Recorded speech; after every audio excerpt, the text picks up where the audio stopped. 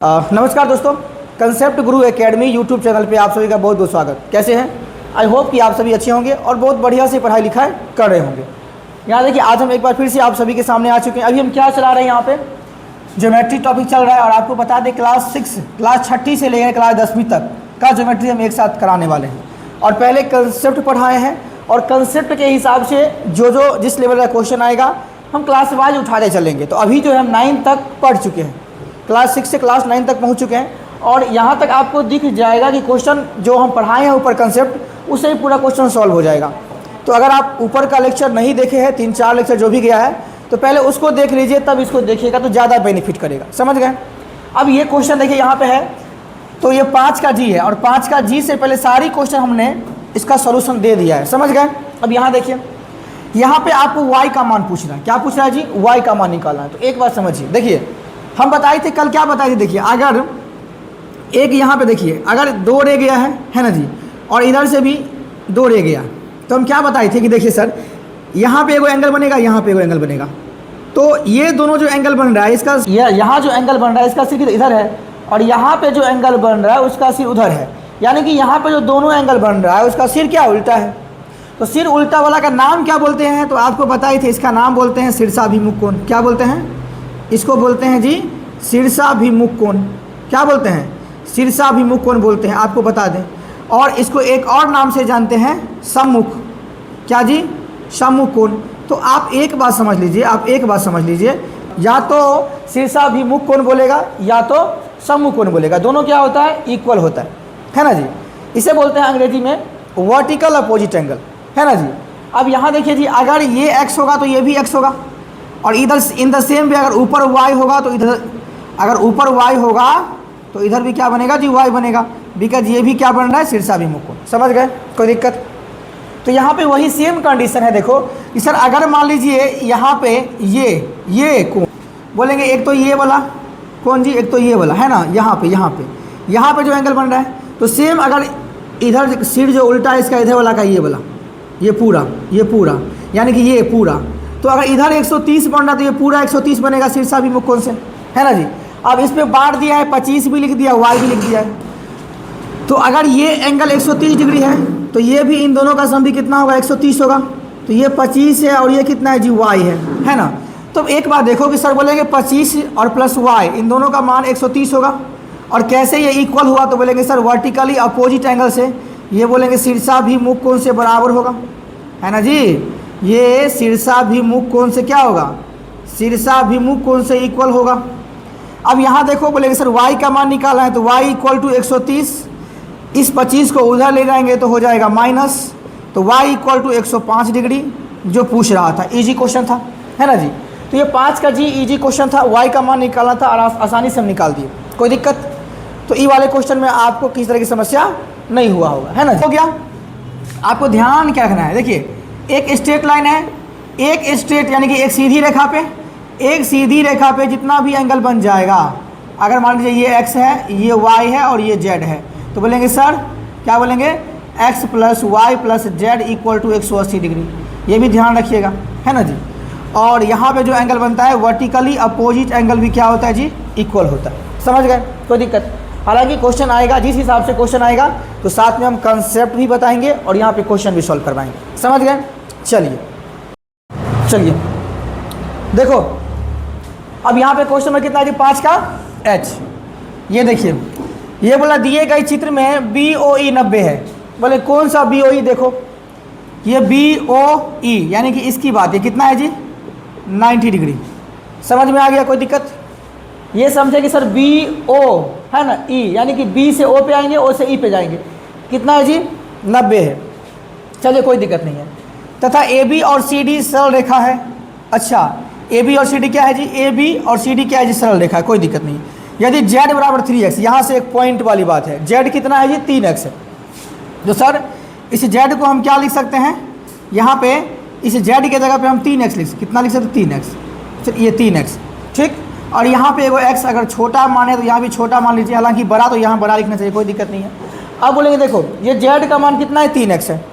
तो अभी फिर से आपको हम वही बात बताते हैं कि अगर ये दोनों सरल रेखा है, अगर ये दोनों रेखा सरल रेखा है, तो आपको क्या बताए थे? देखो कि यहाँ पे जो एंगल बनेगा यहाँ पे सेम इधर भी बनेगा, वर्टिकली अपोजिट एंगल शीर्षाभिमुख कोण हम बताए हैं, अभी जस्ट बताए आपको कि जब भी यहाँ पे दो सरल रेखा एक दूसरे को काटता है तो यहाँ पर इधर अगर ये देखिए ये एंगल इधर, यहाँ ये एंगल इधर से ऐसे बन रहा है, ऐसे है ना, ऐसे बन रहा है, इसका सिर किधर है ऊपर, और यहाँ से जो ये सर ये बन रहा है ये एंगल, इसका सिर किधर है इधर, तो ये दोनों का सिर यानी कि यहाँ देखिए ये और ये इक्वल हो जाएगा, इक्वल होगा ना जी, यानी कि सर ये 90 प्लस एक्स और यहाँ पे 3x इक्वल होगा, समझ गए।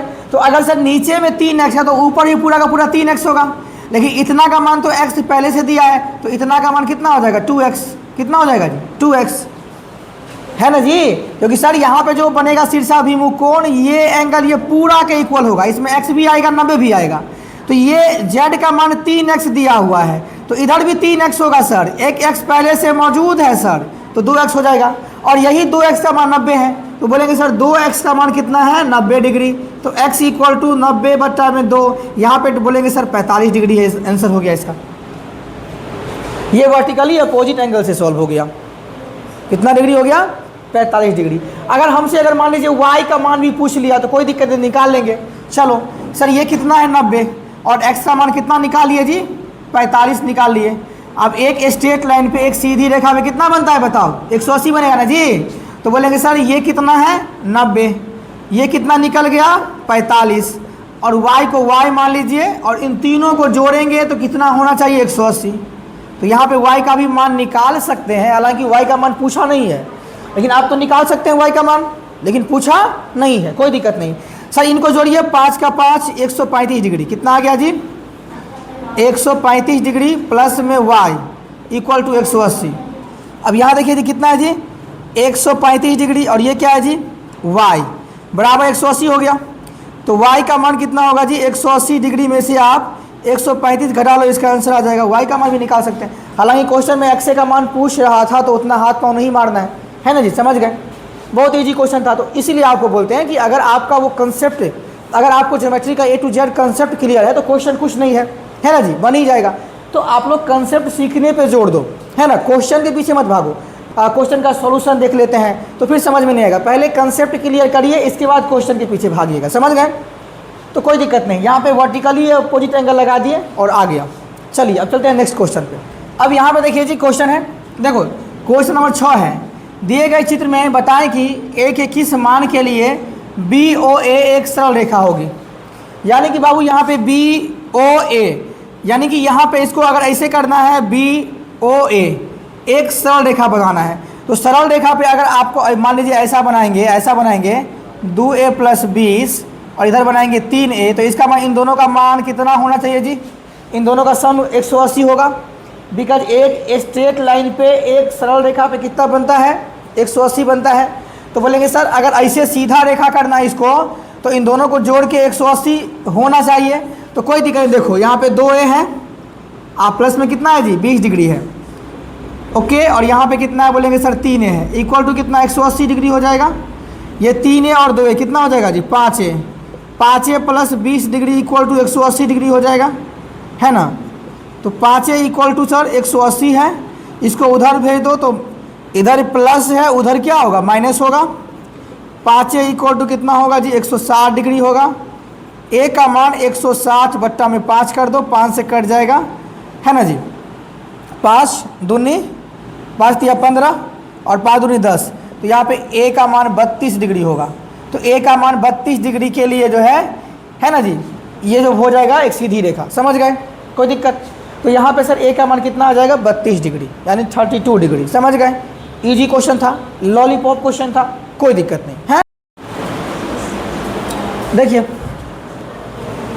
अब यहाँ देखो क्वेश्चन नंबर 7, क्वेश्चन नंबर 7 क्या बोला जी, बगल की आकृति में POR और QOR एक रैखिक युग्म बनाते हैं। सबसे पहली बात समझिए कि सर ये रैखिक युग्म क्या होता है, तो इसे बोलते हैं अंग्रेजी में लीनियर पेयर। क्या बोलते हैं, इसे बोलते हैं लीनियर पेयर। और आप एक बात और समझ लीजिए कि सर रैखिक युग्म जो होगा एक सीधी रेखा पे जहाँ पे पेयर में एंगल बनाए, जैसे कि 2 पेयर में है, अगर यहाँ पे 3 एंगल बन जाएगा ना बाबू, अगर यहीं पे मान लो कि ये 3 एंगल बन जाएगा तो ये रैखिक युग्म नहीं हुआ।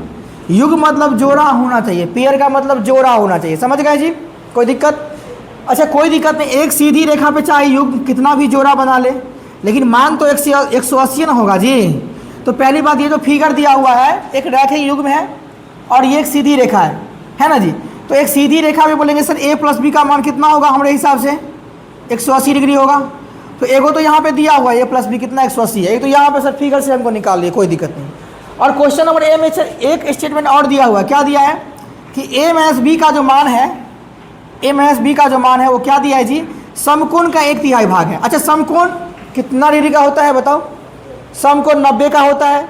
तो बोलेंगे सर समकोण 90 का 1/3 मतलब 1/3 इतना है ना जी। सर इसको अगर कायदे से काट लेंगे तो कितना हो जाएगा 30 डिग्री।